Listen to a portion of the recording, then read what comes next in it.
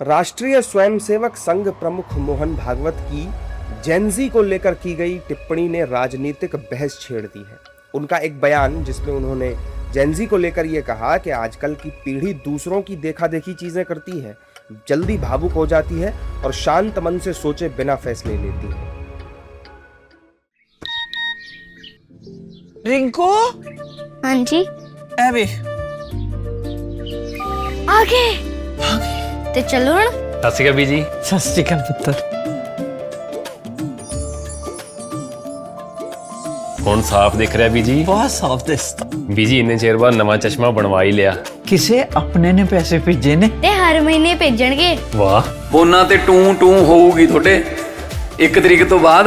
ਇਹ ਤੁਹਾਡੇ ਪੈਸੇ ਨੇ, ਇਹਦੇ ਨਾਲ ਕੋਈ ਅਮੀਰ ਨਹੀਂ ਹੋ ਜਾਣਾ ਤੁਸੀਂ। ਮਾਵਾਂ ਭੈਣਾਂ ਨੂੰ ਸਤਿਕਾਰ ਦੇ ਕੇ ਮੈਨੂੰ ਖੁਸ਼ੀ ਮਿਲਦੀ ਹੈ ਇਸ ਗੱਲ ਦੀ। ਮੁੱਖ ਮੰਤਰੀ ਮਾਵਾਂ ਧੀਆਂ ਸਤਿਕਾਰ योजना ਤੁਹਾਡਾ अपना भगवंत मान।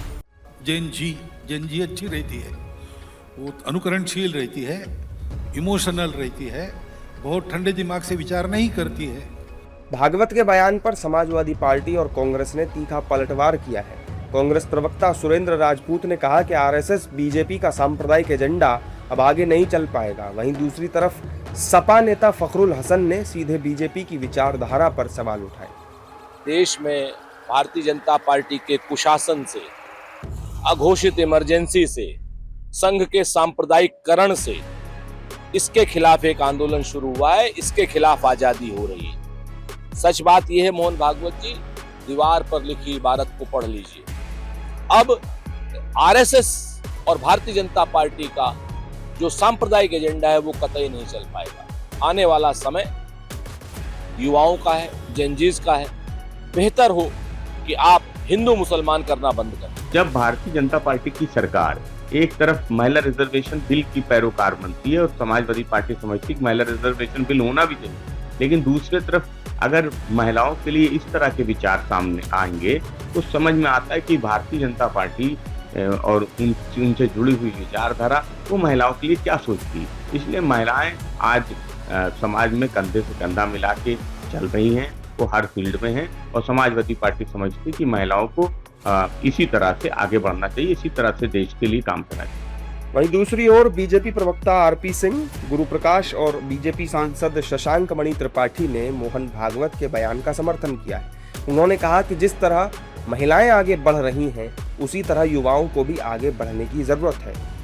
संघ के सरसंघचालक माननीय मोहन भागवत जी ने बिल्कुल ठीक कहा कि जेनजी एक समझदार पीढ़ी है और वह विषयों को समझकर ही स्टैंड लेती है और हम सबको उनकी भावनाओं को समझना चाहिए। नहीं, देखिए, निश्चित रूप से उनके बयान को समग्रता में देखने की आवश्यकता है।